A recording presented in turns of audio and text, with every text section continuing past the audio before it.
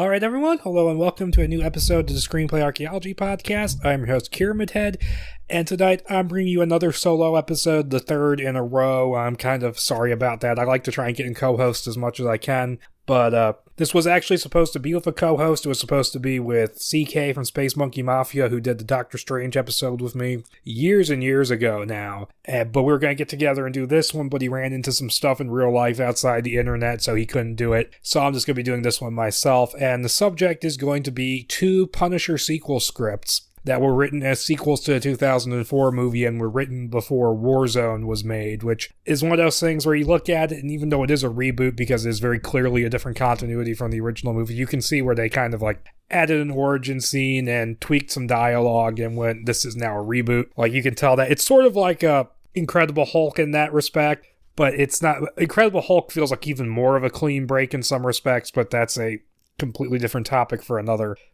night. Another episode, maybe, possibly, I don't know about that. But before I jump into the meat of the episode, I wanted to just do my usual shouts. Remember to check out our social media pages on Facebook, Tumblr, Twitter, and Blogger. Those are going to be down below in the description. Also, if you like this show and you like the subject matter and want to listen to something else like it, check out the Shelved Film Podcast. That's going to be linked down below as well. There's a lot of good episodes. That guy does a good job, and it's a somewhat different format than mine. So yeah, definitely check that out. Also, if you want to contact the show to ask questions, you can write in an email to screenplayarchaeology@outlook.com. That's going to be down below. Also, there's going to be links to our pages on Stitcher Radio and iTunes. You're welcome to leave a rating and a review. In fact, I encourage it. In fact, if you leave a review on iTunes, I will read it out on the show. I've done it with the 2 I've gotten so far. Haven't gotten any more since then.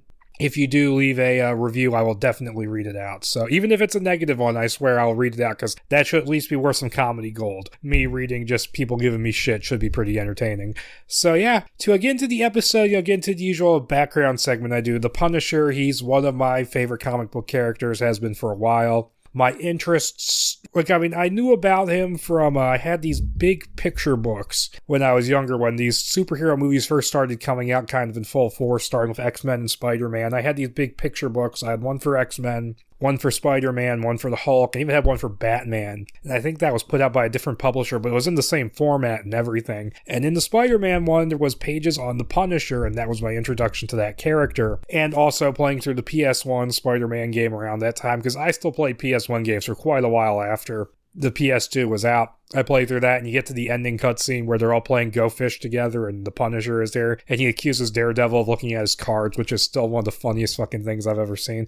But I've always really liked that character, and as I got older and I started appreciating a lot more action movies and gritty crime dramas and stuff like that, the character, started to appeal to me even more. And with the 2004 movie coming out, I really enjoyed that at the time. I didn't see it in theaters like most people, but I saw it on DVD, and I now own the extended cut DVD, and so that really cemented my interest. And then I went and started reading comics. And although the way I got into the Punisher comics is actually rather odd, because I started reading Preacher, and then I realized Garth Ennis was also wrote some Punisher stuff. So I got Welcome Back, Frank, and some Max stuff, and that's where I kind of started. And now my thoughts on the comics, basically, I'm going to keep this brief because there's a shitload of Punisher comics, even more that I haven't read, but I do really love the Max series by Garth Ennis. There's bits and pieces of it which I don't think are as good as the whole. I think the first story arc in the beginning has some tonal issues because he was moving on from the dark comedy Marvel Knights series, and he's moving in a more serious direction, but he's still kind of leaning on the dark comedy a little bit, and I don't think he hits a balance with it there. And I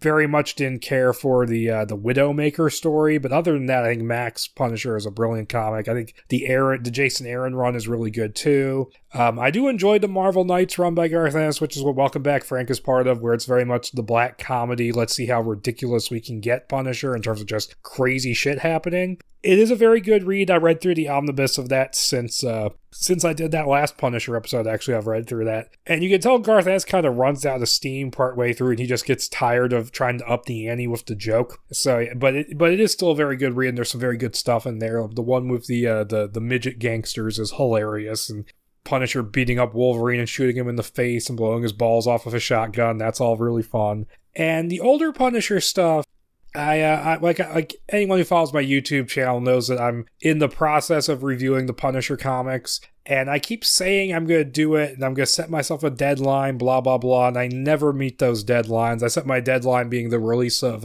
Punisher Season 2, because it was supposedly inspired by Suicide Run to get to that point in the series. I'm nowhere close to that, and I'm sorry about that, but I do plan on continuing that. But I do enjoy the Mike Baron stuff. It's not brilliant by any means, but it is a fun, entertaining read.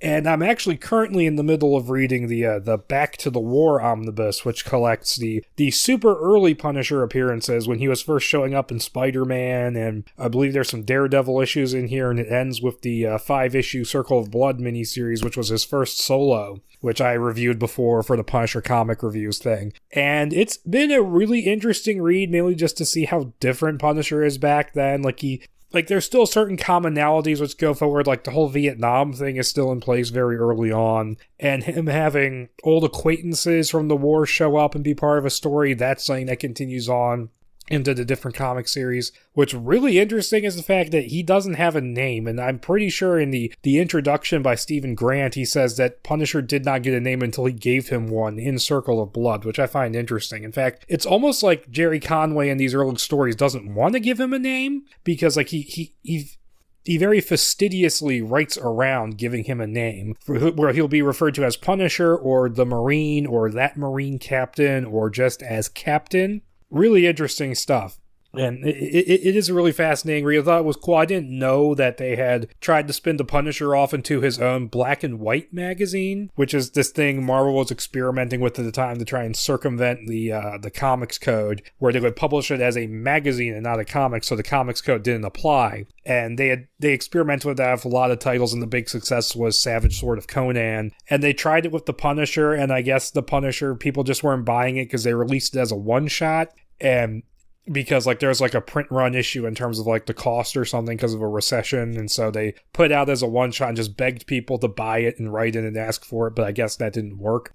And another thing I find interesting just reading Stephen Grant's introduction is that he mentions that nobody wanted the Punisher at Marvel, really. Like, he had been pitching a solo series since 1976, and it took 10 years for him to get that done, and it only happened because Mike Zeck was a big, hot artist at the time, thanks to, I think it was Secret Wars was the series he mentioned in there, and that just, fascinated me. Punisher became such a big character after that first miniseries. Now, granted, after they kind of, pounded it into the ground and just made people and oversaturated the Punisher with 3 different books at once in the 90s to the point where his books all got canceled, and he has never maintained a consistent run for very long after that. I still find it interesting that an iconic, recognizable Marvel character had to wait so long to get his own book because nobody wanted him. Like, in fact, there were Marvel people telling Stephen Grant, Marvel readers don't care about some guy with a gun, which I thought was really interesting, because he's apparently too plain for the Marvel universe. I thought that was a really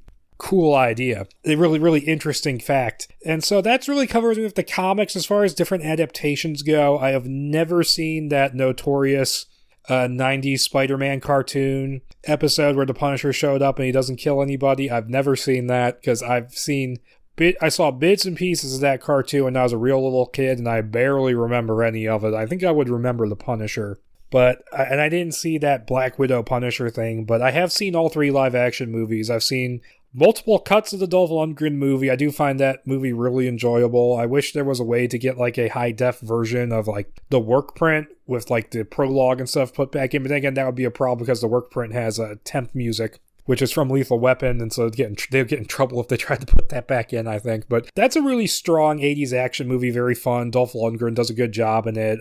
Louis Gossett Jr. steals the movie completely because he is an Oscar-winning actor who is treating that movie like it's going to win him another Oscar. Holy shit, is he amazing in that. And there's a lot of really cool action in that movie. There's a bit where the Punisher shoots a guy with a crossbow, and then he zip lines down it. That's really cool. There's the scene where he fights ninjas in an amusement park, and the climax is really, really cool. And there's a lot of good stuff in that movie. I mean, it's a movie which I feel like flew a little under the radar because it was made by New World Pictures, who owned Marvel at the time, and there's a funny story that when they found out Marvel had already sold the Spider-Man rights to canon, the New World people were pretty pissed off, which I find that to be pretty funny myself. But But they went bankrupt, basically, and so the film didn't get a theatrical release in the US. And I think if it did, and if I think more people had seen it, I think it probably would have a somewhat better reputation than it has. But it's a very fun action movie. The main child actor is actually surprisingly good in it. Like, the other ones are kind of bad, but he's the one who gets the most screen time is actually really good. The villain is Lady Tanaka is very good, very well acted. I really liked her. And there's some funny moments in it, like where the Yakuza are torturing the Punisher and they say, "Who sent you?" And he goes, "Batman," as a unscripted meta reference to the fact that the Batman movie was coming out at the same time. That's a real fun movie. Definitely give that movie a look if you can. It still doesn't have a US Blu-ray, which is kind of like, what the fuck, why? But if you want like a Blu-ray that will play on a US player, get the Australian one, because yeah, it's got imperfections. It doesn't have the full HD uncensored version, so it has like SD inserts and stuff like that. But unfortunately, that's only available on in full HD. It's only available, I think, on the German Blu-ray, and that is region B locked, so you're kind of fucked if you're in the US in that sense, unless you're region free, which I am not. But yeah, that's definitely a movie I recommend you check it out in some form. In fact, I think I first watched it on YouTube. It might still be there actually, but that was a movie I liked. And eventually, years and years later, they do, in 2004, you get the Thomas Jane movie, which once again I do very much enjoy. It's got stuff from the Welcome Back Frank storyline in it. Thomas Jane's a good Punisher. The Russian fight's really cool. The climax is really cool. I like it as a revenge movie. Yeah, it departs from the comics, but I think it mostly works on its own terms. So I do get along with that movie pretty well. And I don't mind Travolta. A lot of people don't like him. I think he's fine. But no, that's a movie I do enjoy. I don't have as much to say about that as I did about the Dolph movie, because it's been forever since, well, it's not, what am I saying? Holy crap. What I mean is that I've talked a lot about that movie in the past, but I mean, I love the opening credits. I love the score. I love the general vibe to it. I like the guitar playing Hitman. A lot of cool stuff in that movie, and I like the whole slow revenge thing. I like how it's this big planned out thing. I think that's actually a pretty cool idea. Would have been cool to have more action in the movie, yeah, and there was supposed to be more action, but it got cut down real hard because there was a budget cut at the last minute because Artisan was going bankrupt, and they got sold to Lionsgate, and I'm sure Lionsgate releasing someone else's movie, that didn't help matters any. But no, it was a good movie, and the only reason I'm convinced the only reason it didn't do well at the box office is because they put it out on the same day as Kill Bill Volume 2. Why the fuck would you do that? Like, that's just suicide. That's basically screaming out, we don't care about this movie and don't care if it does well. That's the studio just not giving a shit and just putting it out in a week where it's not going to make any money.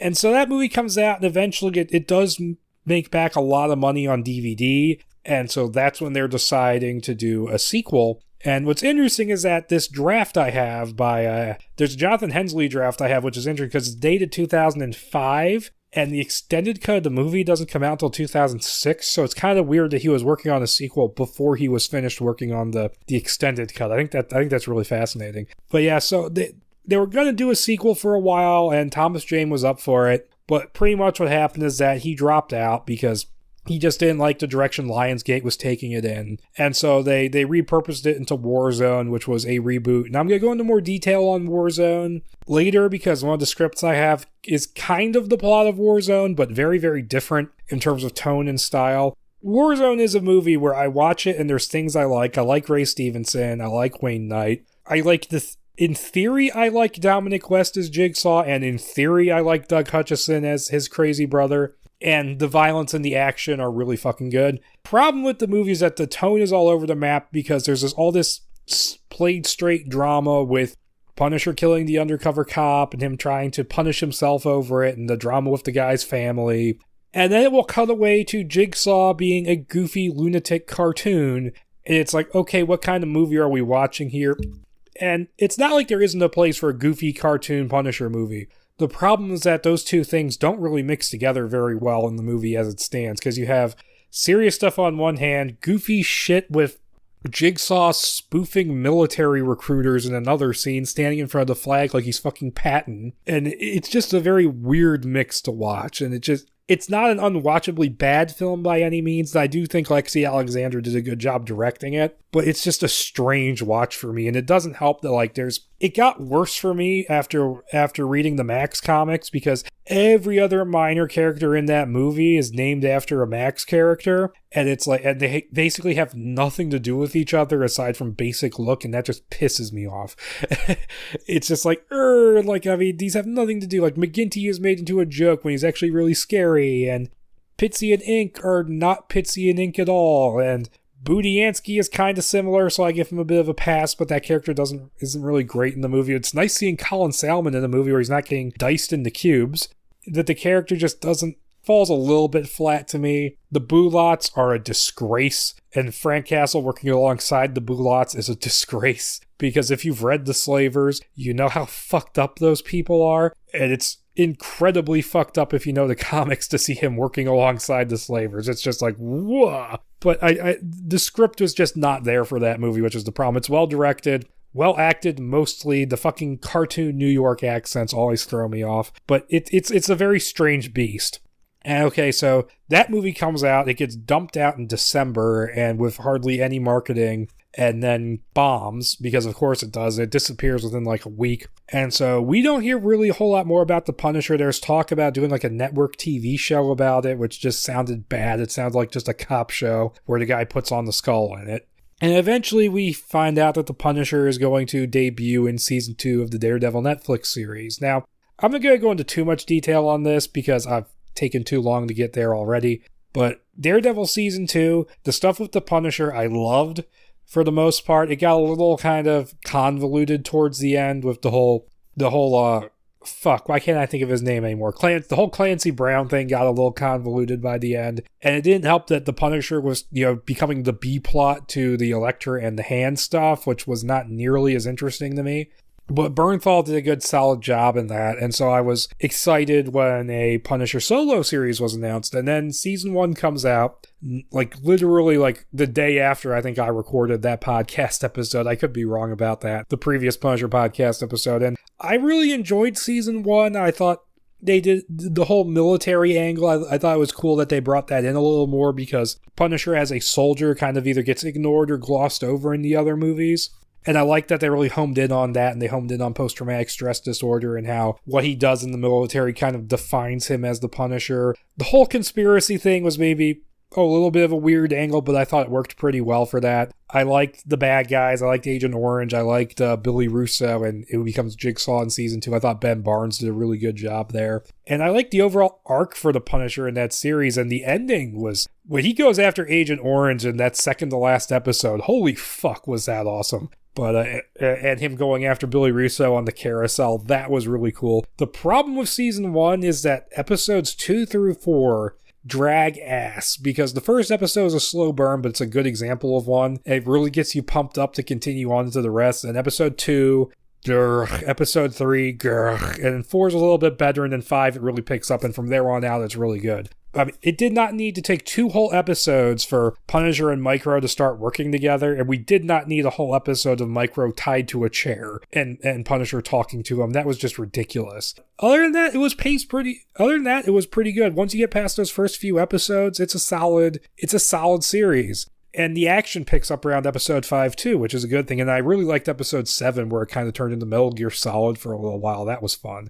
But to move on to season 2, I'm not going to spoil it too much because it's pretty new. It's only like a month old at this point. I did enjoy season 2 a lot. In some aspects, I enjoyed it more than season 1. I thought it was paced a lot better for the most part. And I thought it had much better action. It got to the action a bit more quickly. And I liked seeing, Frank sort of embrace his more ruthless side here, like embrace the fact that that is who he is. I really liked his arc. And I love the scene where he goes and visits his wife's grave, and then he comes back and he says, I thought what happened to my family changed me, but really I was like this all along and she loved me anyway. That was a brilliant line, and Bernthal played it really well. I liked Amy and his relationship with her. I liked how he interplayed with her. I liked both villains pretty well in the season. I liked John Pilgrim a lot. Josh Stewart did a great job. The fact that he was like a loose adaptation of a character from Jason Aaron's run called the Mennonite, I thought that was really cool, but it was the Mennonite basically without the silly gimmick of he only fights with farming equipment. I thought they did a really good job of him, and they went some surprising directions there. He was a really good bad guy. I mostly like what they did with Jigsaw. I thought him sort of forming his own army from disaffected veterans, I thought was a really cool idea. And when he was allowed to go full villain in the series, I thought he did a great job. But I also like the fact that he has like this shattered mind, and the fact that he doesn't remember everything. He just remembers the skull right before his face gets smashed in. And then when he sees that Frank is the guy who wears the skull, Frank, his old friend from the military, I thought that was really cool. And his whole just he can't handle it moment that he has, I thought that was cool. I did like his relationship with the therapist, although I don't think they needed to drag that out nearly as much as they did. I do think they kind of overemphasized that compared to the other stuff with him. But for the most part, I liked him. As far as negatives go, those two villains don't really mesh well at all because they don't mesh. The first few episodes is focused on John Pilgrim. He's in them here and there for like the next 7, I think. And it mostly focuses on Billy Russo becoming Jigsaw. And then he's in it here and there for a little while. He's in a little bit more, and then he comes back into focus towards the end. And so it just feels really lopsided. That's like it's about one thing, that's about this. And as far as the Jigsaw stuff goes, I at first didn't mind the fact that his face wasn't as messed up as you would expect. I thought what they were going for was that his scars were going to be more psychological. He was going to be like that old school fan theory about Doctor Doom, where he's not really disfigured that badly. His ego just can't handle the slightest imperfection. I thought that was what they were going to do, and that, the Jigsaw puzzle is going to be his shattered mind. But then they have characters talking about his deformity like, the show really seems to want you to think he is deformed that badly when he really isn't. And it just feels like if they don't mention the fact that he doesn't look that bad, then we'll just ignore it. And so they could have rewritten the dialogue just to say, oh, you don't actually look that bad, or just emphasize the fact that he looks pretty okay. Because the actual scar makeup was really good when they do close-up shots, and you could see like how they did it. And it's like, and you can see down inside the cuts and stuff like that. It looked really good and detailed. Heck, if they would have put like 5 or 6 more of those on his face, I would have been perfectly okay. It looked like they ran out of budget, if anything. But yeah, it was a bit of a... It was a bit of a mixed bag, but I did very much enjoy the second season. It does kind of suck that they announced that Netflix canceled it recently, and I'm assuming it's going to get resurrected via Hulu in a couple of years, or at least they'll try. But it was a great watch, and I did enjoy my time with it. It did not end on a ridiculous cliffhanger, thankfully, which apparently both Iron Fist and Luke Cage ended on massive cliffhangers, but Daredevil ended okay. And this didn't end. This wasn't as good of a conclusion as Daredevil Season 3 had, but if it has to end here, it's not terrible. And so with that, I guess I'm going to dive into the scripts. Now, the first script I'm going to talk about is the Jonathan Hensleigh Draft titled The Punisher Warzone. So I guess the Warzone subtitle was cemented pretty early on. I mean, the next draft I have is just called Punisher 2, but I guess, Warzone was the title they were playing around with even this early on. So it's by Jonathan Hensleigh. It's a first draft dated June 13th, 2005. Now, the plot of this draft is that Frank Castle from the first movie has been the Punisher for a while now, and he's been traveling around the country dealing with criminals, and he comes to New York and makes a big splash by killing a bunch of mob bosses, and that opens a power vacuum where disgraced and exiled mobster Billy Russo comes back to New York and tries to take over, and he starts manipulating the Punisher by pointing him towards all the competition so he can wipe it out. And also, Frank is being hunted by FBI agent Stevie West, who's a female agent who wants to take him in for his crimes, and she starts to kind of come to see his way of thinking, and he starts sort of converting her a little bit. And so that's and eventually Billy Russo's face gets fucked up, he becomes Jigsaw, and then goes on the rampage. And that's basically the plot of this thing. Now, what's interesting for me to talk about this is that I had no idea Jonathan Hensleigh was even contracted to write a script for this, because it seemed like it was one of those things where he might have been in talks to write it, but I never knew he wrote an actual draft, because all you ever really read about, when at least for a while there, when you were reading about sort of the production history of this, is that you'd hear, oh, Nick Santora wrote a script, and then there was Kurt Sutter, who had his name taken off of Warzone because they hardly used anything from his script, and then, they brought in the Iron Man guys to punch it up and stuff like that. So yeah, I had no clue this exists until I get shown when I first started collecting scripts for this show, and I get my first contact who has stuff, and he shows me his list, and I'm like, there's a Punisher a sequel script written by Hensleigh? I had no idea this existed. And so reading it, to get started with me going into the details, it took me way too long to get to this point. I want to say first and foremost that this sounds like I'm like going through the events of the script really fast, not giving a lot of details. That's because this is a very short script that is barely 90 pages long and really doesn't have a lot of details. It's a very rough first draft. So yeah, it reads a little bit more like an outline than like a legit script. So keep that in mind.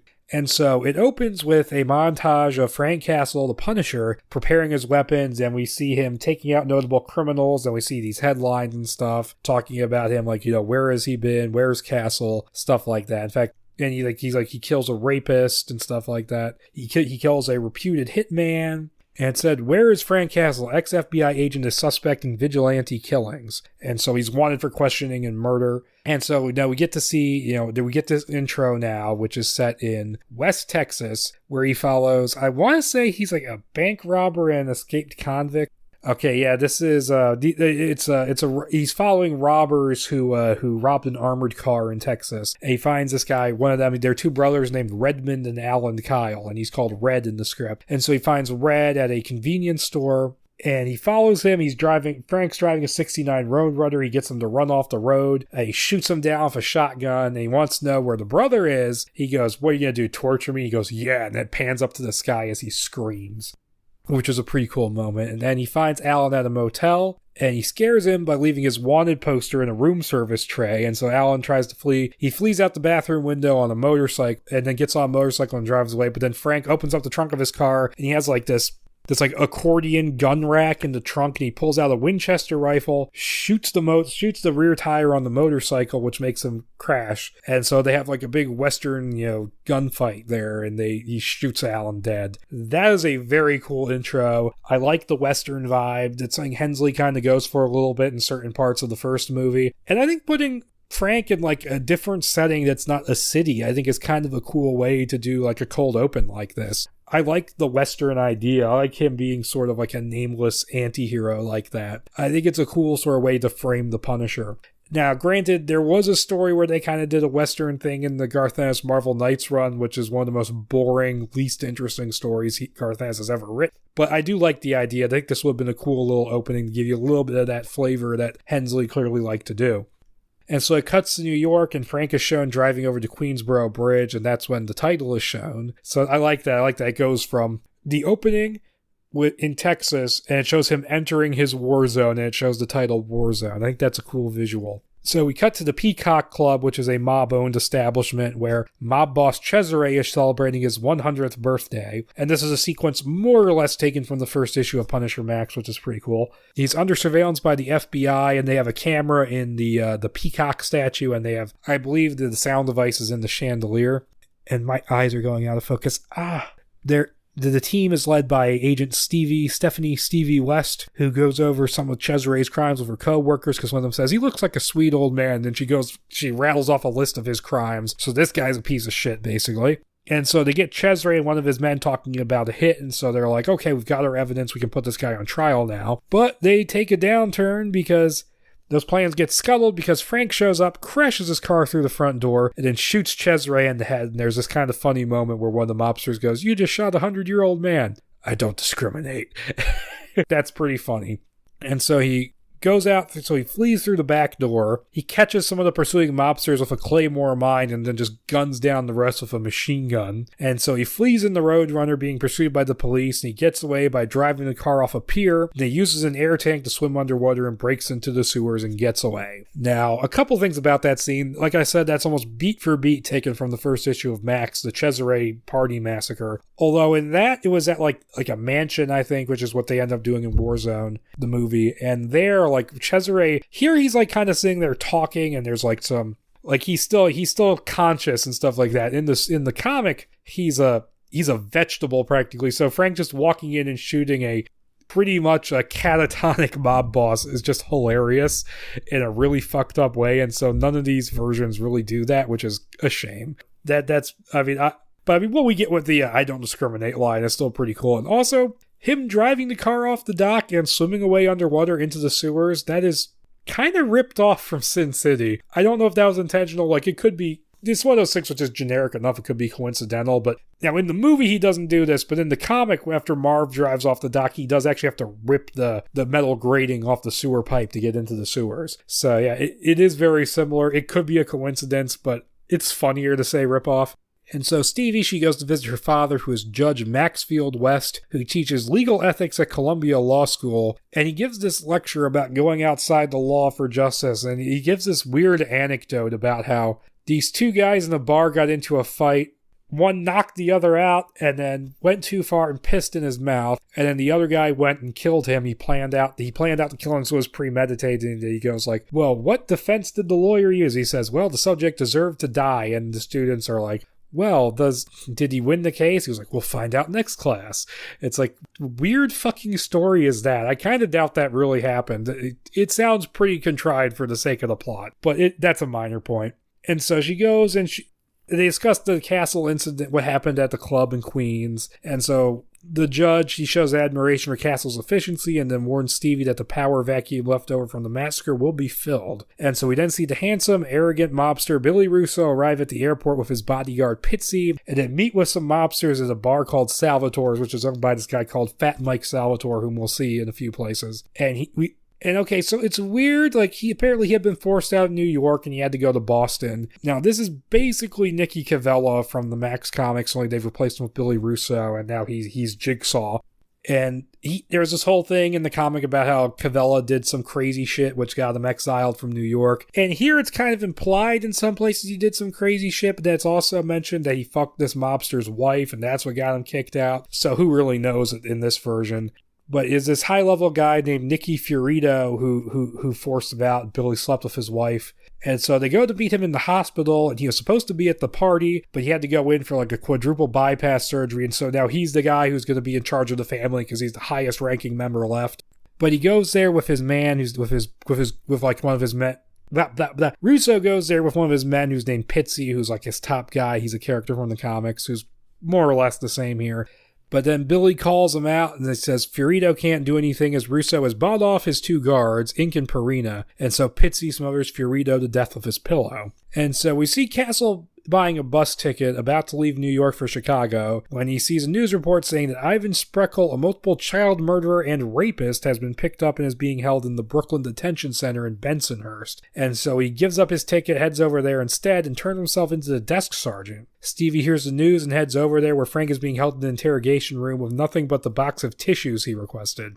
And so this is a really cool bit, this part of the script. And so they talk, with Stevie saying that Frank was a legend at Quantico and that he was the standard rookies were supposed to live up to. And Frank talks about he was trained in counter restraint, gets out of his cuffs, grabs Stevie's gun and holds her hostage. And so he takes the box of tissues with them, and they move over to the next interrogation room where Spreckle is being held. And so Frank knocks out the cop guarding him and then shoots Spreckle down using the tissue box as a silencer. He then slips out of the building through the motor pool and gets away through the subway. And that brief scene follows of Frank narrating over shots of the city, saying he'll stay since the hunting will be good there. And he's there. A little bit of it's taken from Uncle Back. Well, what the fuck is that? Welcome Back, Frank, because there's narration where he talks about how they call it the new New York and they've renamed all these different places, but really you just have to dig a bit deeper to find the same crime and corruption that comes from there. But that whole sequence, holy crap, is that badass. Him turning himself in so he can get a shot at another criminal. That is cool. And just the whole, I'm trained to counter restraint, and he uses a box of tissues as a crude silencer. I don't know if that would work, but that's an incredibly badass sequence there. And so then we cut to a church in Spanish Harlem where a Father Redondo is hearing a confession from a street punk who admits to killing a guy and smoking crack, and so Father Redondo, he cracks, hacking the punk to death with an axe, naming himself the Holy. This is a character from the comics. I'll talk about him in a bit. It's then that Mrs. Pierce, the church's cleaning lady, arrives, but she's nearsighted and nearly deaf, so she doesn't realize anything is wrong. We then see Stevie holding she doesn't realize anything is wrong, so this is a character from the comics. He's one of three sort of wannabe vigilantes who show up in Welcome Back, Frank, but we only get the one here. I think the tone of this script, the comedy stuff with Mrs. Pierce doesn't really work quite so well, and could be cut, but I don't mind his presence here. It's an interesting little B-plot going on. But we then see Stevie holding a press conference saying that Castle is now on the most wanted list, and he watches it on TV while cleaning his guns in the crack hotel he's staying at, which is pretty fun. Okay, so there's now a meeting with Russo and all of the now ranking members of the family, and he puts in a bid as new boss. However, one of them, Joey Picardi, withholds his support to block Russo's rise to power, but then Russo and Pitsy, they follow him to the men's room and then kill him, which is pretty funny. And so the others get in line and then put Russo in charge. And so Russo, he says he has a plan to deal with the Punisher, but decides to use him first to thin out the competition. So basically he uses like an informant who sees... He has like homeless people who work for him. One of them sees Frank walking by, and so he gets in contact with Frank, and he has a burner cell phone handed to him, giving him the location of Chinese gangster Danny Kai, who is currently exacting retribution on 2 Jamaicans who kidnapped and murdered his daughter. And so Frank takes care of the Chinese gang members. Then he takes the cage the Jamaicans are locked up, and then they're talking like real stereotypical Jamaicans going, "No man, no man," and then dumps it in the nearby bay, leaving them to drown. And also, there's a bit of dialogue in this scene I'm going to want to read with Danny Kai, which is just, I'm gonna have to look for it. It's just so ridiculous. Give me a second while I look for this. Okay, I gotta read this. Across the floor, 2 badly beaten Jamaican kidnappers are shivering in a shark cage like Richard Dreyfuss's in Jaws. Danny Kai walks up to the imprisoned Jamaicans. "Your choice, lose your thumbs or get fucked in the ass by Chairman Mao." Danny Kai points to Chairman Mao, a 6'11" Tibetan cleaning his teeth with a fishbone. Jamaican one pleading, "No man." The fucked in the ass by Chairman Mao. That's what I wanted to read off. That's hilarious. And so Frank watches Stevie hold another press conference, this time announcing a Punisher task force. He gets another call from Russo telling him that Russian gangster Vlad Gorsky is planning to assassinate a nun at Coney Island, who is somehow keeping him from taking over the area completely. So Stevie, she's walking out of her office, and Frank kidnaps her, knocks her out. She awakens on the rooftop at Coney Island, tied to a chimney with one hand free, and then Frank shows her the nun Gorsky is about to kill, and then hands her a .45 handgun with a single-chambered round, saying she'll have to kill him and let the nun die, or allow Frank to kill Gorsky and let the nun live. Now, there's actually a line here which is, it's a little fucked up because it doesn't quite work. It doesn't quite work, where he says, "You can either shoot me or let me shoot him." And he says, blah, blah, what does it say? Okay, I'm trying to find the line. He says, "If you don't shoot me, you've got that nun's death on your conscience, a death you could have prevented. If you do shoot, you're a killer." Oh, wait, I thought that was backwards for some reason.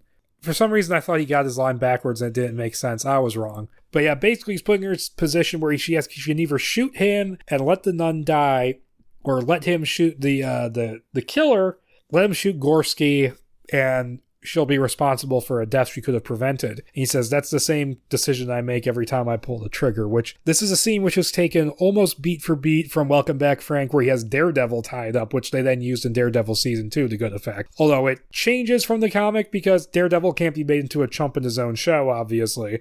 But okay, yeah, she awakens on a rooftop at Coney Island tied to it. Okay. Stevie tries to reason with Frank, but she ultimately can't pull the trigger, and Frank kills Gorsky. He unties her, telling her to leave the killing to him. So yeah, that's actually a really interesting idea. In the comic, what happens is that Daredevil actually does pull the trigger, but the firing pin has been removed, and he says, "Leave the killing to me." And then in the script, there is an actual bullet in the chamber primed and ready, but she can't bring herself to shoot him. And then in Daredevil Season 2, Daredevil manages to shoot the chains off with the bullet, which I don't think that would actually work, but whatever, it worked for the scene. Okay, so Stevie visits her father. By the way, apologies for me going completely rambly and incoherent for that last scene. But she visits her father at his home in Westchester, and they discuss the incident. They mainly just talked about mundane things, but Judge West speculates that many people have the same thoughts as Frank, but hardly anyone acts on them. And so so here's the thing I have with this script is that her father feels really just kind of there for a lot of this. Like, he seems like he's there to sort of spout the philosophical points, and then later on he gets kidnapped. And so he can be the personal sort of connection she has that allows her to get into the Punisher's headspace later on. It's the way this script is written, as very rough as this first draft is, this sort of character just kind of coming in and out of it does feel a little rough. And the whole thing about him taking her to the roof and doing that scene from Welcome Back Frank, it just sort of happens. I'm not really sure what prompts him to bring her in on this and try and show her his point of view. Like, there's not a good enough setup for that, in my opinion. Okay, so we're then shown Father Redondo again, who is praying for forgiveness, horrified at his madness. However, this goes right away when a pimp shows up asking for confession, and so he's gonna kill again. And so Russo calls Frank for a third time, telling him they should meet, telling him to head to a parking garage and take the elevator to the top. Frank goes to the garage, but realizing that something is up, he climbs the outside of the structure to the roof. He finds Ink with a gun pointed at the elevator and holds him at gunpoint. Ink gets a call from Russo. I misspelled something there, and Frank makes him say that the job is done. He then gets Russo's name and location from Ink before throwing him off of the building. He basically promises he won't shoot. He goes like, hey, you said he wouldn't kill me. He's like, I never said that. I said I wouldn't shoot you. Now, Ink is a character, I gotta bring this up. He's a bigger presence in the comic, but they give more of his stuff to Pitsy, which is okay for a movie when you have limited screen time and limited characters and stuff like that. In the comics, it's hilarious because Ink, I swear, looks just like Brad Jones, like a taller version of Brad Jones. Brad Jones when he still had hair, not bald Brad Jones. But I always was struck by that. I was like, hey, what's Brad doing in this comic? And Ink is named Ink in the comics because he once killed a guy with a pen, which is pretty funny. But that's not in here. And so Russo, he's at Salvatore's with 3 mirrors set up as he gets fitted for a new suit. Pitsy leaves to go find Ink and then finds his corpse, and so he alerts the rest of the family to the situation. But Frank kills the guard outside the club and then heads inside, confronting Russo. Before he can kill him, Pitsy arrives back and wounds Frank, who wounds him in return, and then smashes the mirror against Russo's face, scarring him badly. Okay, I find this a little weird because it's a big rotating mirror, and it's like Frank spins the mirror around, it smacks Russo in the face, and for some reason that deforms him.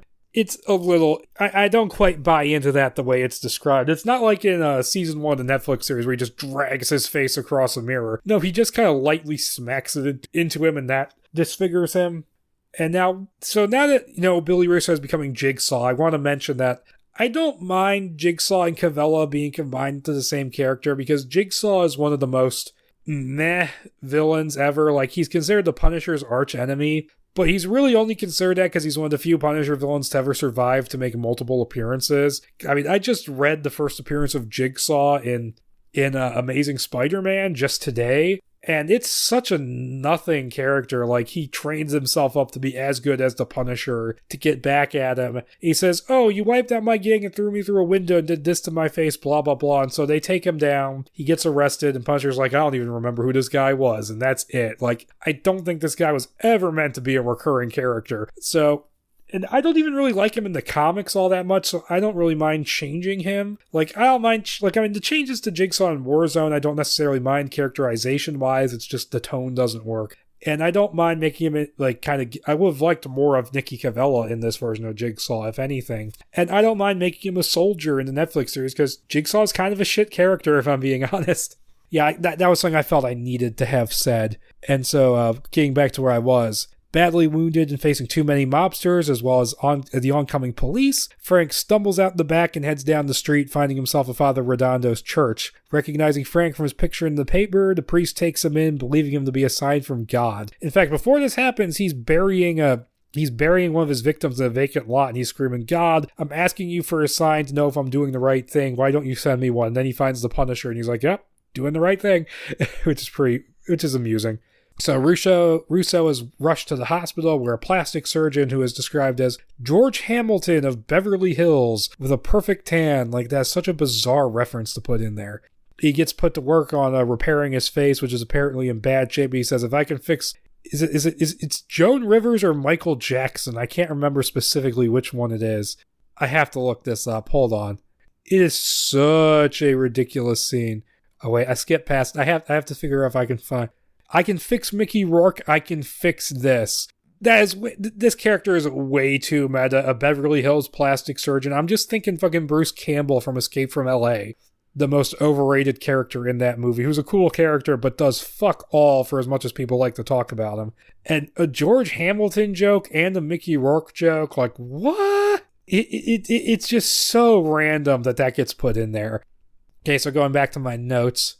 Stevie's partner, Agent Cassidy, who's in it here and there, but I haven't mentioned him yet because he's not really much. He's canvassing the neighborhood for signs of Frank, and he talks to Father Redondo, who claims to have seen nothing. And so Cassidy is about to leave, and he decides to check the washroom on a hunch, and he finds bloody rags inside. He gets caught by the priest, who you see him brandishing an axe, and so you assume he killed him. Okay, so Russo, post-surgery, has his bandages taken off at the hospital. He wheels himself over to the mirror, and his screams are heard throughout the building, which is so comedic. And it's overlaid to Father Father Redondo screaming as he hacks another man to death from the confessional, and I think this is the scene where he goes, he took cocaine, he beat his wife, blah, blah, blah. And we get more of Mrs. Pierce, and then he retrieves Frank's guns for him. And so Russo he retrieves Frank's guns from the crack hotel. I think he brings them over to the rectory where Frank is recovering. And so Russo is shown returning to Salvatore's, where people react badly to his disfigured face, and like women are like running away from him in terror. And I'm like, if you liked this guy before, I mean, wouldn't you still like him, even if his face is fucked up? But maybe they just like him for his looks or for his money even. And so he plans to go to war, and there's a montage of his people hitting all of their enemies in the city over the course of the week, including the plastic surgeon. This is a pretty cool montage. A lot of, people getting fucked up would have been cool to see.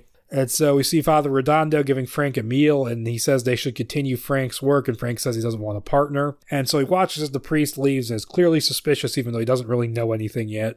And so Frank, he's recovered, he goes and hides in the back of Stevie's car, and she asks him why he kills. He says she doesn't understand and that he'll be killing Russo instead of letting her take him in. And so she then drives down to Jamaica Bay, where they find Picardi's car where it was dumped, because Picardi, after he was killed in the club, they dumped his car in Jamaica Bay. And so they decide to run a ballistics test on the bullets against Russo's gun that they recovered after the nightclub attack. And so there's this hilarious scene where Russo gets rejected by a prostitute at the club, and I'm like, if you're being paid, even if you are a high-end hooker, are you really in any position to turn down the guy as long as he's not...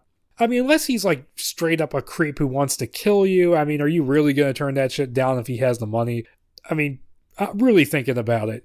But so he gets arrested. The SWAT team burst in and they arrest Pizzi and Russo. And so they cut to the federal building and the case against Russo proceeds, but the judge allows him and Pizzi to post bail. Yes, which is supposed to show that he's corrupt. And then Frank returns to the church to pick up his stuff and checks out the washroom, finding a dead prostitute, the bloody axe, and a pile of items that belong to the priest's victims, Cassidy's FBI badge. So Frank, being a former FBI man himself, is not happy about that.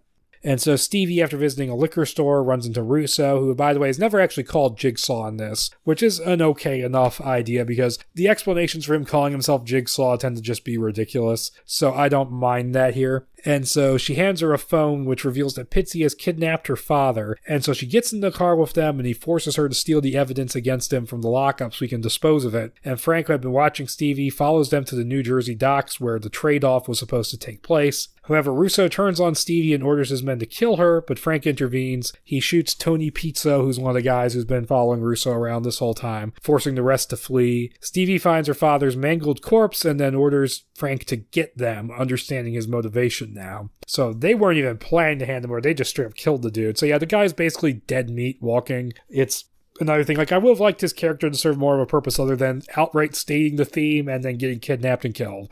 Like, he is basically just the emotional anchor to turn Stevie over to Frank's side. That's one of the things that would need to be fixed in a second draft. And so there's a short car chase during which Russo kills Fat Mike, the last of his guys beside Pizzi, because he says something that pisses off Russo, but it doesn't really matter.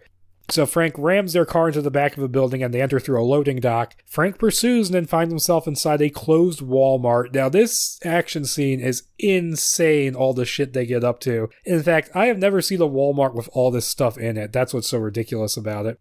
And so he dodges some so he finds himself in the home entertainment section and dodges shotgun blasts from Pizzi, which hits cardboard standees of Spider-Man, Wolverine, and Blade. Another bizarre meta reference, but it's pretty hilarious, especially since this was written in 2005 and Blade was basically a dead franchise at this point. Like, yeah, there was a single season TV show coming, but that didn't last long, and theatrically it was dead thanks to Trinity. But I do think that's pretty funny, especially looking back at the state of comic book movies at the time, where the big competition was X-Men and Spider-Man and Blade.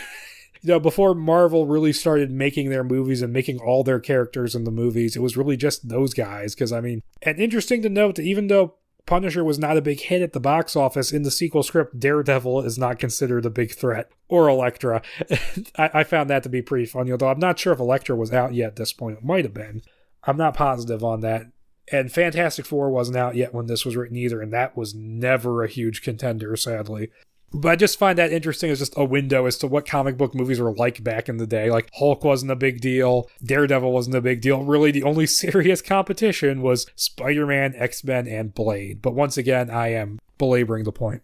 And so Frank pursues and... Oh, wait, I skipped ahead. I skipped back, actually. So Frank fights Pitsy in the model kitchen, shoving his face into powdered detergent and chopping his arm off with a cleaver. Pitsy then flees to the home improvement department, cauterizing his wound with a soldering gun.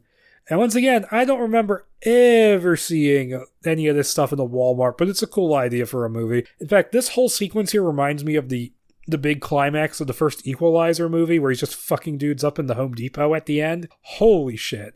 Only this is even more over the top, if you can believe it. And so Frank grabs a bow from Sporting Goods, and he gets Russo in the arm with one, but gets attacked by Pitsy again, who has lashed a hatchet to his stump. The image is just cracking me up. So Frank grabs a grill cover and a rotisserie spear. Then Pitsy grabs a cover of his own, and they duel. And it ends with Frank cutting off the hatchet with a tree loper and shoving the broken end of the handle into Pitsy's eye, killing him. This is just nuts. And so Russo then attacks Frank with a chainsaw, collapsing a shelf of pipes on top of him, and then going for his feet with the saw, but they're saved by Frank's steel-toed boots. And this buys Frank time to get out from under the rubble, and then he grabs a length of chain, snagging the saw away from Russo, and then he swings it back at him and chops his arm off with it. And so Frank hops on a forklift, uses it to cut Russo in half with a steel sheet of glass, before dumping a 2-ton pallet of concrete bags on top of the monster, killing him. And there's a reflex action of his hand twitching and then shooting, which is pretty nuts. This whole final action scene, holy shit, it's over the top and ridiculous, but I kind of love it. And if the rest of the script was just punched up and the plot was worked on a little more, and the transitions from scene to scene were worked on a little more, and given a real proper draft, not a real rough draft like this one, I think this could have been a pretty good movie. But so outside, Stevie lets Frank get away because she now understands where he comes from. And finally, during a mid-credit scene, Frank catches up with Father Redondo, confronting him with Cassidy's badge, calling him a psychopath, and he blows off Redondo's head with a .45 caliber, and he says, God's gonna sit this one out, like he does in the first movie. And then that's where it ends. So yeah, this would have been a pretty good sequel to the first movie. Like I said, this draft isn't perfect. It could have used a lot of work, just punching it into shape, bring in, some dude who really knows his scripts and shit to sort of punch it up and revise it and stuff like that. But I feel like this plot overall could have worked for a movie. It would have been a decent sequel. By the way, I forgot to mention, I like the way they describe the Punisher's tactics in this, where when he's outside of urban areas, he will isolate them out in the open and then kill them. And then when he's in urban areas, he operates almost exclusively at night to try and avoid detection. I like that they showed a bit of strategy to the Punisher here. But overall, I do like this draft. I don't mind Stevie West as a character. I didn't really need the heavy discussions of going outside the law and what that implies ethically and legal stuff. It would have been fine if I cared more about Maxfield West as a character, but I don't. He's just sort of there. But I liked seeing, a bunch of these scenes. I liked seeing some of the Welcome Back Frank stuff, some of the Max stuff. I don't mind this version of Jigsaw. He's not great, but he's better than the dumb little bitch in that comic I just read, where Punisher just has no clue who he is, which he just totally M. Bison's that shit, which is hilarious. And so that was this draft. I do like it. I do think it needed work. I've repeated myself 5 times on that count now, but it would have been interesting to see if Hensleigh would have stuck around on this and kept, chipping away at the script, gotten other writers in. Maybe see if Jane would have liked this, because I do know what Thomas Jane wanted to do. He wanted to do a gritty crime drama in the style of really strong 70s movies. He wanted the feel of Taxi Driver or Serpico and stuff like that, and Lionsgate didn't want to go for that. But I would have liked to have seen that or this worked on. And so Jane was around for a few more years. I don't know why this draft didn't go ahead. The main things I've read were that I just remembered I forgot to mention something earlier, but oh, fuck it.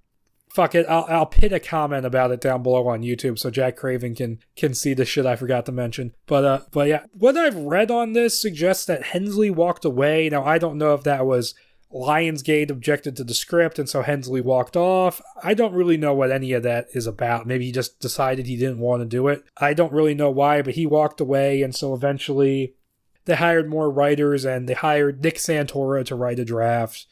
And according to Lexi Alexander, that was really embracing the B-movie nature of certain Punisher stories. But somewhere in the mix, Kurt Sutter, a writer who was known for working on The Shield, and he later created Sons of Anarchy, And he recently had, was it The Bastard Executioner, I think, was his medieval series that he did, which got canceled.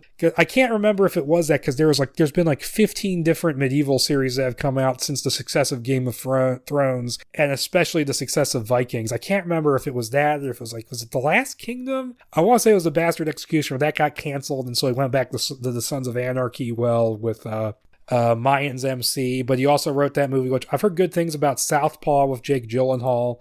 That's one I've not seen, but I am rather curious about it. But so he wrote a draft, and according to what Sutter has said about this draft, he wanted to move it more towards a real world based kind of story and make it more about, just make it a bit more realistic, make it more grounded. And so he wrote his version. He claims he threw out most of Santora's draft, but it feels like he maybe took the basic outline of it and then did his version. So the script I have it's called The Punisher 2 with a Roman numeral, credited to Nick Santora with current revisions by Kurt Sutter. Now, I'm assuming this is almost entirely Sutter aside from some general things. Now, the plot synopsis that I'm going to give is going to sound like Warzone, because this does kind of have the broad outline of Warzone to it. But the plot of this is that Frank Castle, he's been the Punisher for a little while now, for a few years since the first movie, and he comes to New York, and he starts, going after the gangs and the mob and stuff, and so he kills off the Cesare family, except for Billy Russo, whom he dumps in a glass bottle breaker. So he basically, the guy ends up with a big pile of shredded glass and gets his face shredded, and he becomes the psychotic Jigsaw who breaks his crazy brother Looney Bin Jim out of the nut house, and he's bringing a biological weapon into the city, and Frank has to stop that. But he also has to deal with his guilt over having killed an undercover cop in his raid on Jigsaw's place, and so he wants to punish himself and try and find some way to make amends to the guy's family. And he also has to protect them because Jigsaw starts going after them. So that sounds like the plot of Warzone, but I guarantee you it's quite a bit different. So yeah, to jump right into the script, it gives you a quick rundown of characters. It gives like a character list. And so it opens with Frank, not directly shown, going over some mugshots and preparing his weapons. It then cuts to an apartment where Darnell Jones, leader of the gang called the A2 Crew, which is, they say it's a blood subset in the character list. There's a major heroin deal going down with some members of the Gaetano crime family, and it's a guy who works for Billy Russo, basically. And so Frank interrupts, crashing through the skylight, and the second that happened, I immediately mimicked Jim Carrey's Riddler going, "Your entrance was good, his was better. The difference? Showmanship." I can never see someone crash through a skylight without thinking of that scene from Batman Forever. So he crashes through the skylight, and he kills everybody there in just total brutal fashion, which is just a badass sequence. Like, he's shooting people. Let me get to the scene. Let me read some of this carnage out to you. He's wearing a Kevlar skull vest and a black trench with AK-47 in each hand. He cuts down half of them with the first clips. He hurls an incendiary grenade at this guy called Wayland, cutting off his exit. And the men and the drugs go up in a blaze of chemically fueled fire. Their screams are hideous. Drives this one guy's head through a big screen TV. He steps on his back, forcing his neck down to the sharp broken TV glass. Severed jugular.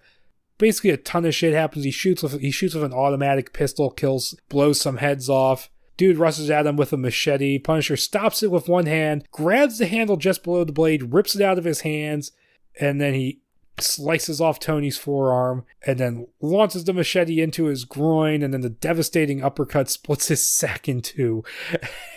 And then he dies. Like, holy crap, this shit is crazy. And so he takes this diamond ring in the shape of Tony's first initial from him. He takes the money too and puts it in the bag. And then he sees a junkie named Losha who was there on the scene. And so he spares him because the guy said he was just looking for score. But then right after he leaves, Losha returns to grab some hidden heroin and goes to the roof, calling an associate to set a deal, only to be found by Frank, who snaps his neck and drops him off the roof, followed by the heroin. And they both crash into a cruiser driven by Detective Martin Soap, who looks up and sees Frank watching from the roof. Now him's sparing that guy and then snapping his neck after he tries to set up a drug deal. That's from Welcome Back, Frank. Soap is also a character from Welcome Back, Frank, who shows up in the movie Warzone. I'll talk about him a little bit more later in terms of the comic. But Frank has this bit where he looks around, breathes in the air, and he's happy to be home. So Frank is a New Yorker in this version. So I guess he's a Mets fan because in the 2004 movie, he says he hates it when the Yankees win the series. So yeah, I guess he's not a Yankees fan, though. And so the next day, Soap tries to get his captain to go after the Punisher, but he refuses, saying Frank moves from city to city, leaving when the crime rate drops, and that they should just leave him alone for the time being. And I like this idea of a Punisher who's nomadic, he goes where the crime goes. I think that's an interesting take on the character, and a little bit more realistic. And so we learn from this scene that Soap, he's studying to be a lawyer, and he's not really cut out for this field work cop stuff, and he drops his gun and it goes off, and the bits of the ceiling fall on him. As this is when the captain gets a message from the deputy commissioner who wants a special task force assembled to go after the Punisher. And because the captain wants nothing to happen to the Punisher, he gives it to Soap, who's the least likely person to succeed with it. Basically, the person you don't want in charge of anything. Now, Soap in the comics is basically a running joke character who... He's basically a sad sack and nothing ever goes his way and he's always complaining about it. And so he gets kind of annoying and unlikable, and he's funny in Welcome Back, Frank, and it is kind of funny, the punchline at the end when things finally do go his way. But then in the rest of the Marvel Knights series, Ennis brings him back, completely undoes his happy ending, and just keeps piling shit on him to the point where the joke just gets old and tired. It's like, go away, Soap. I don't want to see you anymore. And so I like this version of Soap. I like the fact that he's less whiny and more just kind of, he seems like a legitimately kind of nice guy. Like he's this dude who means well he wants to be a good cop, but he just isn't, cut out for it. I like this characterization in this script a lot more. In fact, I like him in the movie a lot more too than in the comics, which is saying something considering my issues with Warzone the movie.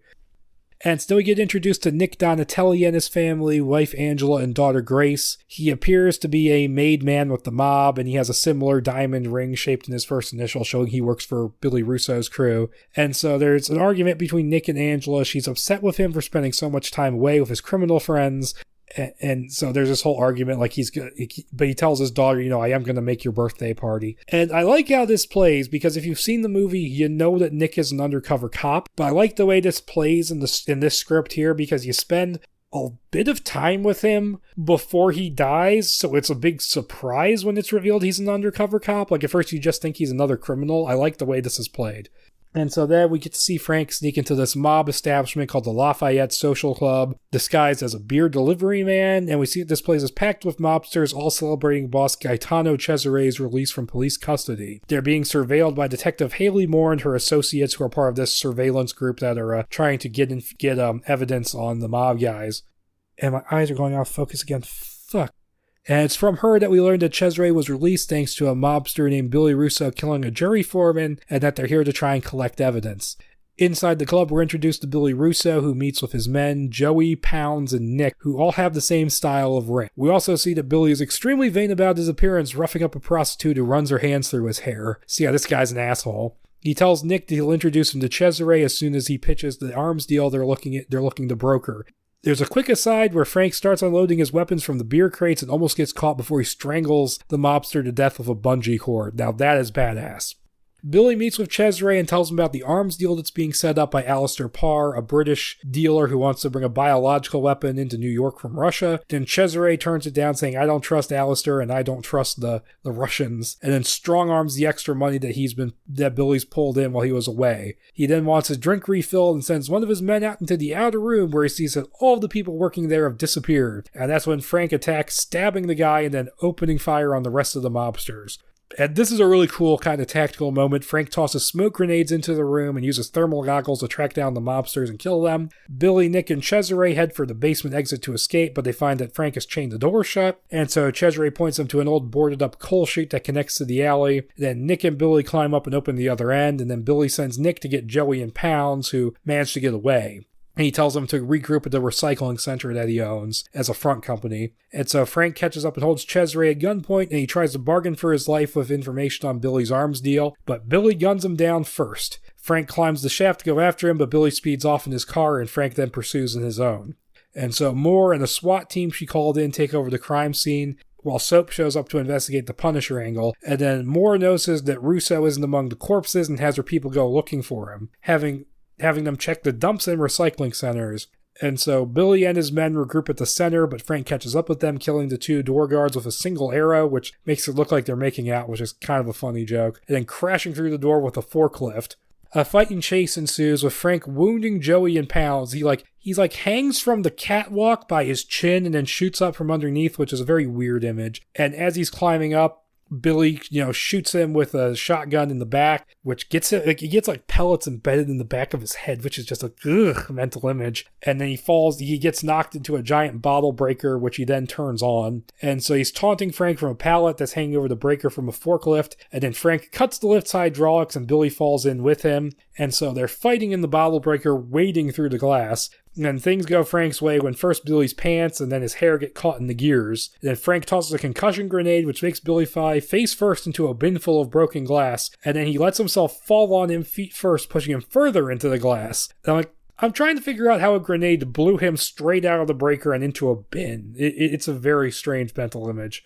And then Frank climbs up onto the catwalk where Nick has been begging for help into his crucifix, and Nick panics and pulls his gun, and Frank shoots him down before he can say anything. And the shot breaks open the crucifix, and Frank sees a microphone and a listening device inside, realizing that Frank was an undercover cop, and this just devastates him. And I love the fact that we spend time with him before we know he's an undercover cop, because in the movie it's kind of obvious from the beginning.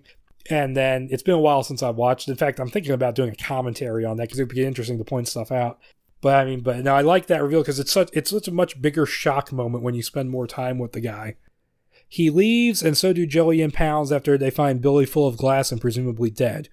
And so Frank returns to his lair, revealed to be a disused subway station, and inspects his wounds.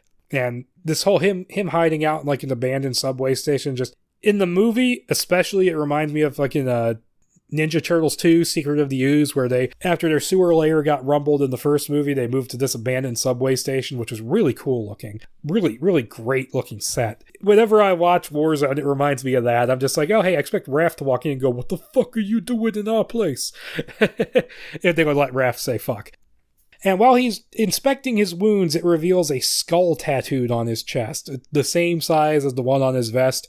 I don't like that. I think that's ridiculous. I know I've seen a comic panel where Frank has a chest tattoo of a skull, but it's just something where it's like, I don't see Frank being the guy who tattoos his chest with a giant skull. It just doesn't seem like something he would waste time doing. And it's there so you can have this big reveal moment at the end of the script, but it just doesn't sit right with me.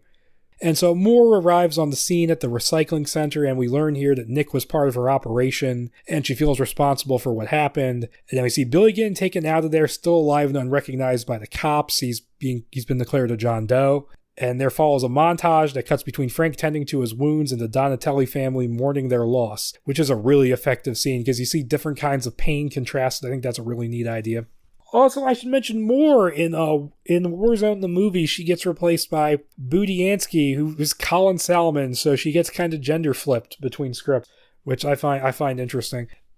And also, she's somewhat sort of based on Molly von Richthofen from Punisher, Welcome Back, Frank, but she's not played for comedy, and she's quite a bit different here.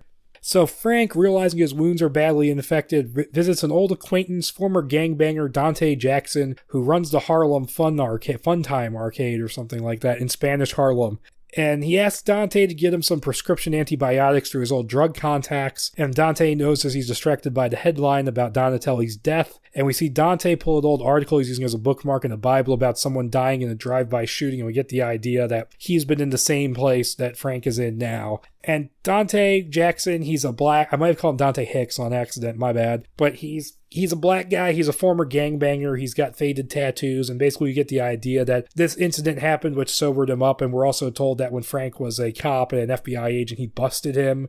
And we get the idea that they know each other because they grew up in the same neighborhood together, which is interesting. It's a bit convenient that he happens to come to the city that he knows a guy in. And wouldn't Frank have a plan for antibiotics in case he gets wounded? But I do like the fact that this is a Punisher who does get wounded and does get kind of fucked up. I think that's a great idea.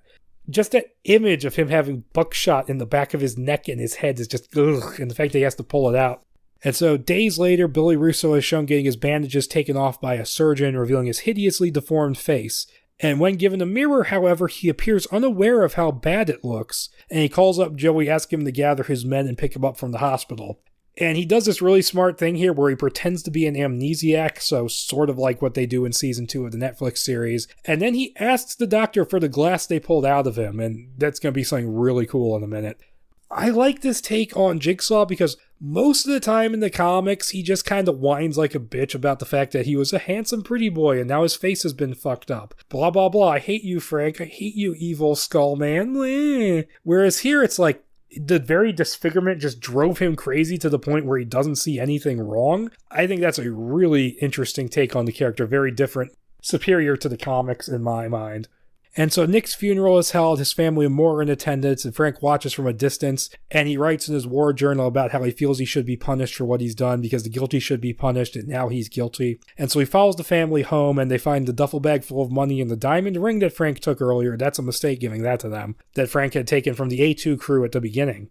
Joey and Pounds meet Billy at the hospital, where he has wandered over to the pediatric wing, scaring kids away with his face, except for one disfigured child who compares him to his jigsaw puzzle. And Billy decides to take on the name Jigsaw, and he tells his men they're going to Bellevue to visit his brother James, also known as Looney Bin Jim, or LBJ as he's called for most of the script. And then they also tell him that, what they tell him is that they killed Nick after they found out he was a snitch to make themselves look good, and not like they just ran away. And I like this scene. I like him taking the name Jigsaw because of that, as opposed to Warzone, the movie, where he just looks out the window and sees a big display of a jigsaw puzzle and goes, I'm going to call myself Jigsaw now. Blue. I like the fact that he's owning what he looks like. I think that's a cool idea.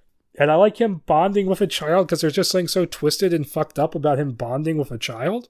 And so after this is where we get to see Moore joining Soap on the Punisher Task Force, which is kind of like what we do with Budiansky in the movie Warzone, but different.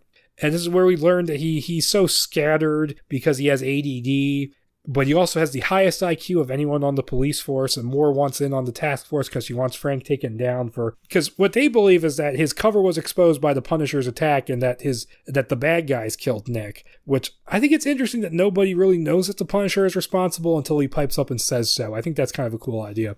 And so Jigsaw visits James, who was called LBJ from here on out, at Bellevue, the mental hospital, and he's described as having a childlike approach to inflicting violence. Like he's very childlike in his mentality. He's also but really big and strong, so he's very different from the movie Looney Bin Jim, where here he's just this big, strong, like not all there, brother. Like he has just this cold, psychotic view of things, where he's just this big, strong, dumb guy, basically. And in fact, their relationship is compared to George and Lenny from Of Mice and Men, which I think is just such a fascinating idea. You know, George and Lenny, but they're the bad guys. Like, I love that. And so Joey and Pounds, they drug a large patient in the visiting room with PCP, causing a scene and giving them time to fight their way out of the hospital. And in fact, they have to fight orderlies at one point, and we see that Jigsaw has turned the glass that was pulled out of his body into knuckle dusters. I love that. I think that's a cool idea. He's taking the stuff that hurt him and is hurting other people with it. Very interesting idea to give him like a different sort of fighting style. Now, of course, when the glass shards break or something, isn't that what would happen? But, you know, what do I know? I'm a bear. I suck the heads off fish. I love using that line from Kiss Kiss Bang Bang. I can't help it.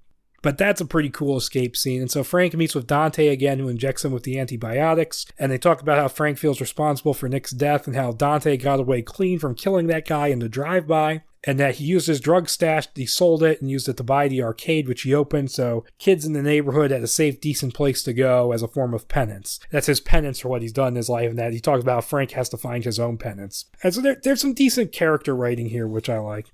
And so Jigsaw meets with Parr, who wants sufficient protection for the deal in case the Punisher shows up. And so Jigsaw promises he can get the men, and then Parr explains that the weapon is a particularly nasty form of bubonic plague, which will spread really quickly if unleashed in an urban area. So yeah, unlike in the movie where the biological weapon is an almost entirely pointless MacGuffin, which is only there for them so that they can say, I'm going to say a bad word, so that they can talk about the ragheads and queens a billion fucking times. Then so that Billy has an excuse to get out of police custody. It actually has a purpose in this script. Like, it's the entire point of the script in a way. And it's actually explained what it is. And so they drive off, and he plans to hire the A2 crew as protection, but he needs money, so he decides to go get it. Frank, feeling he should be punished, takes his war journal and makes a call to the police to confess, telling them he'll turn himself in at the graffiti wall at 106th and Park. And I looked this up, and this is a real wall. So interesting that they're using real... I like the whole idea of using real New York locations. I think that could give it a sense of authenticity, unlike filming in Montreal, which granted, it's not hugely noticeable in that movie, which is Warzone. But as opposed to, and I honestly don't mind the fact that the 2004 movie takes place in Florida. I mean, if I can accept that the 89 movie was filmed in Sydney, and it's set in America somewhere. I have no problem with a Punisher film that's set in Florida, because Punisher stories take place all over the place. People don't like to acknowledge that. Although I do find it interesting, it wasn't until the Netflix series Punisher show or anything was filmed in New York. I find that I like the idea of using real New York locations to give it a sense of authenticity. So to get back on track.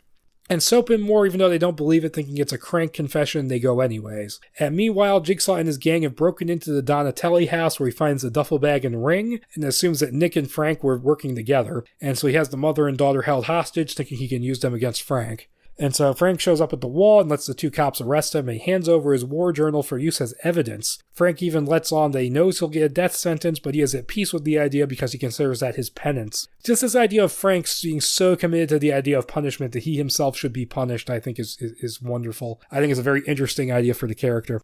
And meanwhile, two cops show up at the Donatelli house, and Joey and Pounds open fire on them, starting a standoff. And so Moore and Soap are in the middle of driving Frank back to the station when they hear over their radio about the standoff at the Donatelli house. Frank, assessing the situation, flips his cuffed hands past his feet, kicks the grating out between the front and back seats, grabbing Soap's gun and forcing Moore to drop hers before making them get out of the car. He hops into the front seat and drives off, opening his cuffs with the key he pulled off of Soap as he does. And I love the idea that just in a second he knows that he can't do this penance yet. He has to go get Russo. I think that he has to go help. I mean, he doesn't know it's Russo yet, but he has to go help the family. He just knows he has to do this. So he just snaps into action. I think that's great. He doesn't have to be talked into it by fucking Newman from Seinfeld.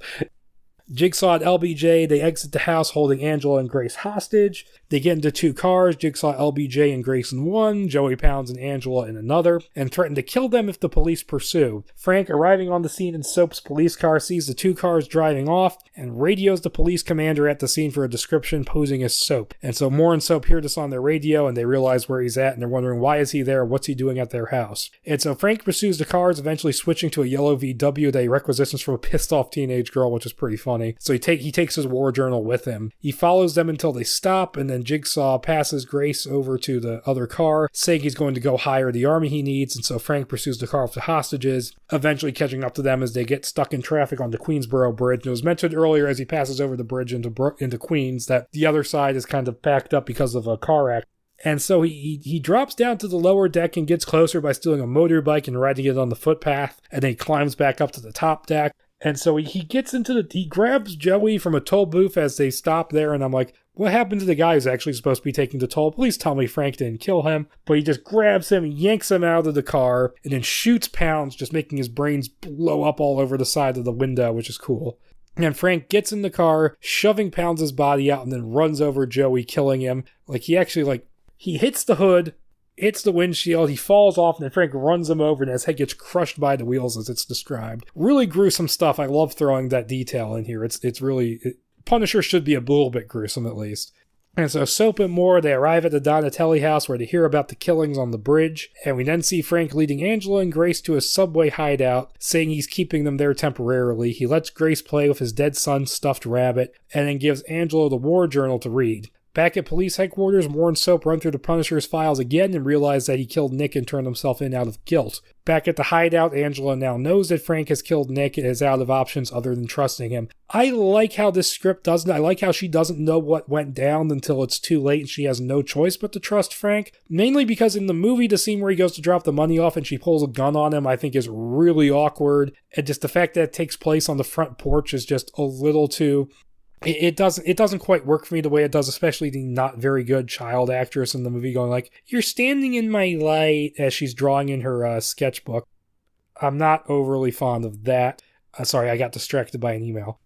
But Frank meets with Dante at the arcade and sets it up so that Angela and Grace can hide out at Dante's sister's place in New Jersey, and he says it's for my penance. And he also asks about who would work as hired muscle, and Dante mentions the Latin Crazies, the A2 crew, and the Korean Killer Clan. And although he is lightly disguised, Frank is recognized by two members of the Latin Crazies that are hanging out in the arcade. Pardon my snuffles.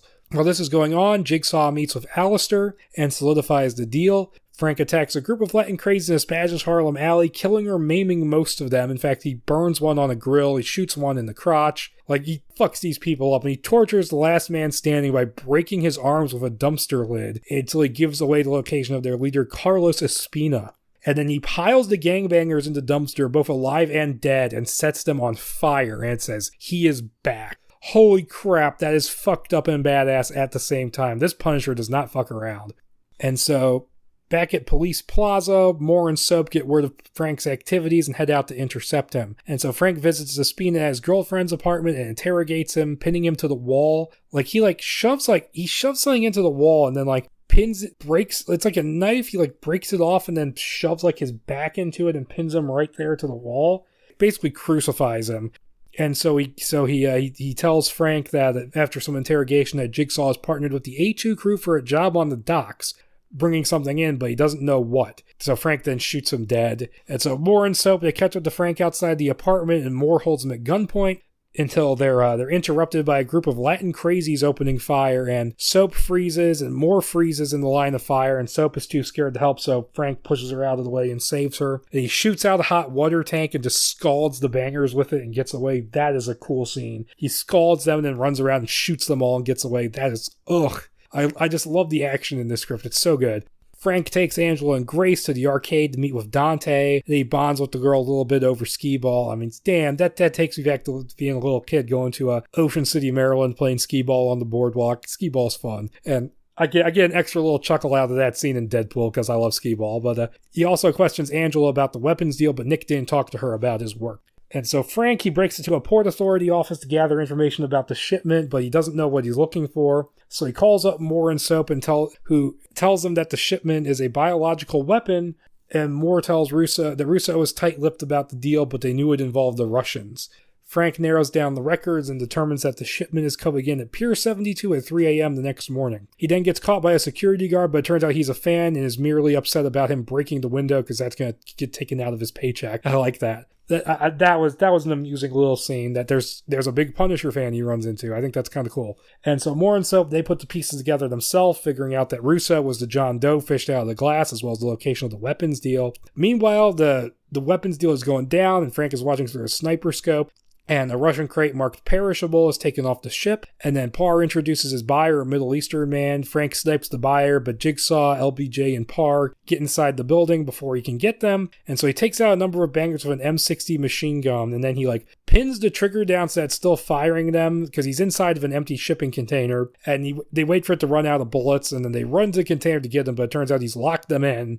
And so he traps the doors with C4 so that when the other gang members try to get them out, they get blown up instead. I love, the strategy and the tactics on display. It's what the Punisher should be, using his military experience to take down the criminals in just an efficient manner. I think that's done really well in this script. Then Jigsaw has LBJ open the crate, and inside they find a rat in an acrylic sphere. That's a really neat idea. I love that because the idea of the bubonic plague, it was famously carried by rats in history. And so in the modern day, this new version of it would be carried by a rat.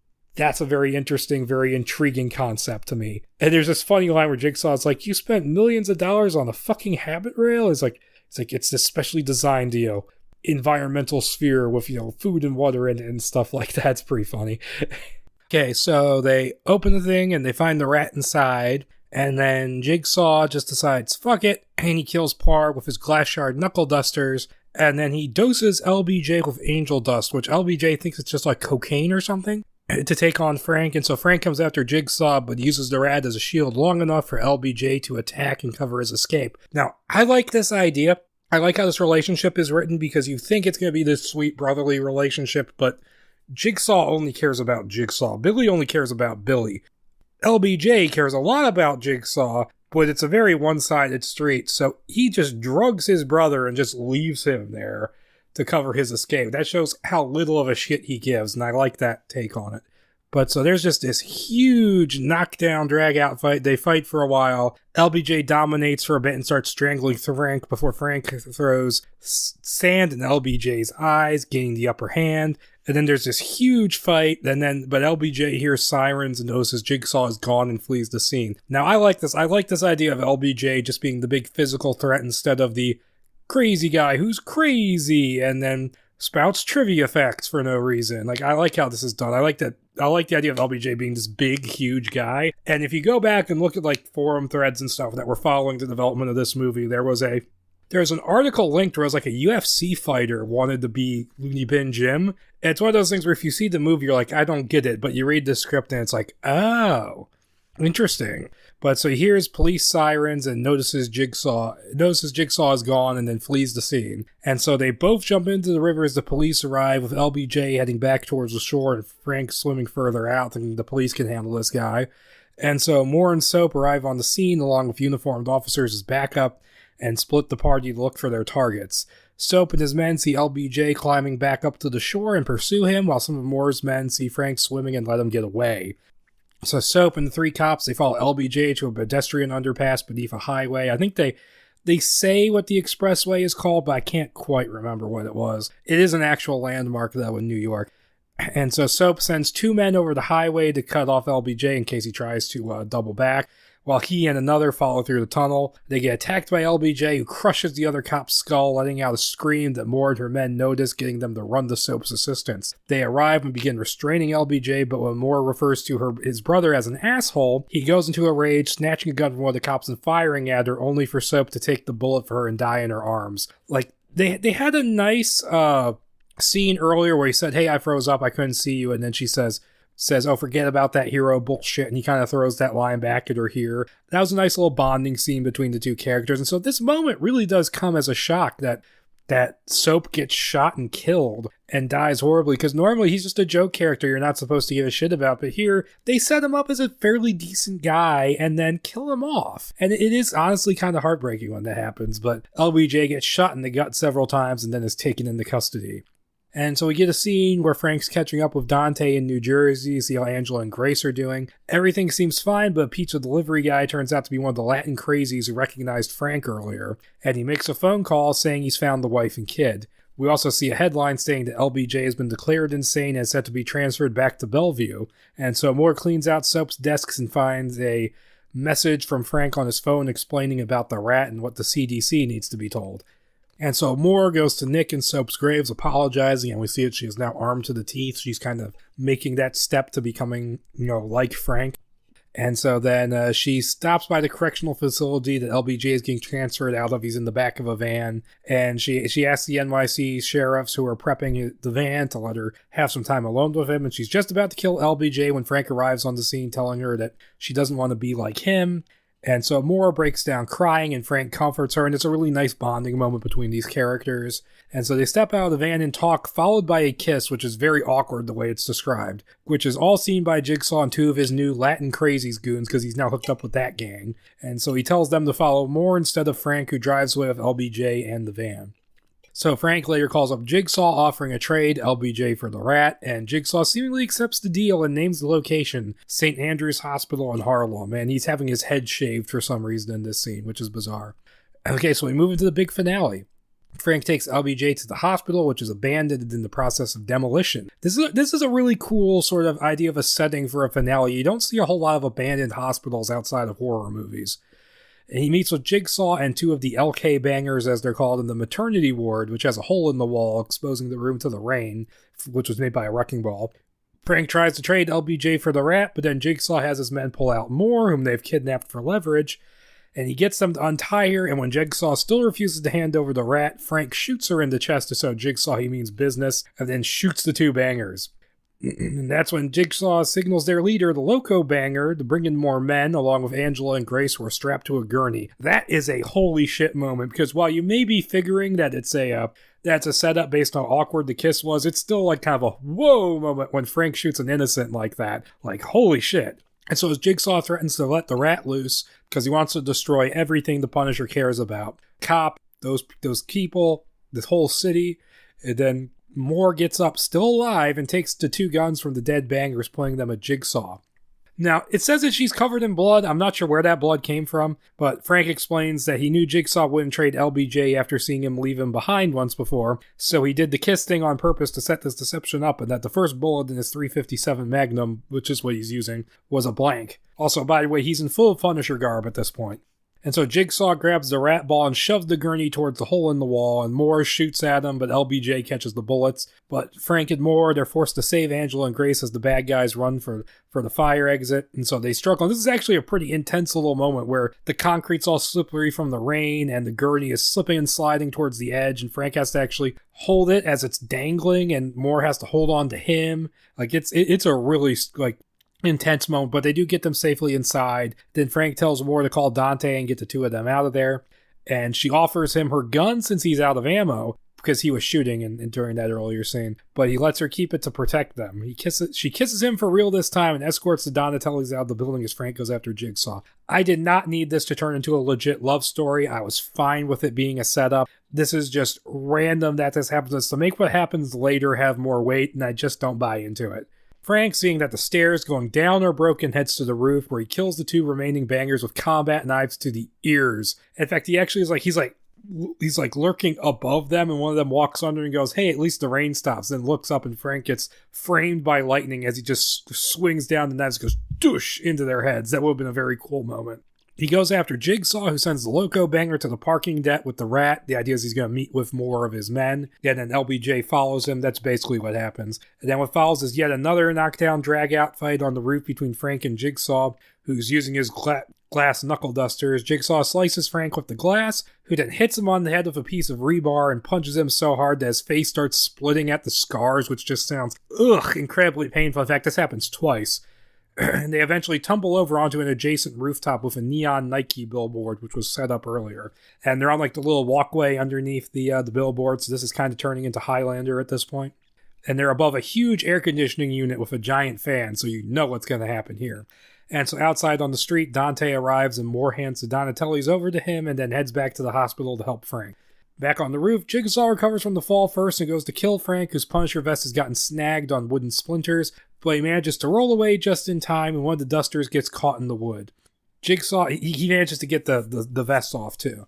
Jigsaw manages to get Frank in the back of the leg with the remaining duster, and Frank responds by electrocuting them both with an exposed electrical cable, which blasts them to opposite sides of the walkway. And in the parking garage, Moore takes down the Loco Banger and his men. She actually makes them climb inside the trunk of a car, which is funny. And then she manages to retrieve the rat. And so on the billboard walkway, both Frank and Jigsaw begin to recover from the electrocution. And Jigsaw, he's teetering on the edge, and Frank takes advantage of this by throwing the duster that was stuck in his leg, and that knocks him off the edge, and he falls into the air conditioner. The impact breaks open the grating, and he falls into the fans and gets chopped into pieces. It says that it looks like a jigsaw puzzle of human flesh is on the roof. And then we see that the electrocution burned Frank's shirt off, exposing the tattoo. So yeah, the only reason Frank has a skull tattooed to his chest and this is so we can do that reveal there. That so he can lose his vest and have his shirt get burned off and show he's still the Punisher, even without the vest. I'm like, I kind of get the idea. I don't really need that. It just seems like a little too much. So yeah, that's a cool way for Jigsaw to go out. And that's a problem I have with Warzone is that you have this big, admittedly pretty cool action scene of Punisher fighting through Jigsaw's army. But then he gets to the top, he fights a little Looney Bin Jim for a little bit, and then it turns to that fucking scene from Spider-Man that everybody copies where he has to choose between the family or Micro, blah, blah, blah. And then, like, the fight scene with Jigsaw is literally, like, 30 seconds long. He stabs him in the guts and drops him on the fire. And I have actually a script for the movie that is the movie that we got. Except instead of even that, he just stabs him in the leg with a piece of glass and goes, "I just cut your femoral artery," and then Jigsaw bleeds to death.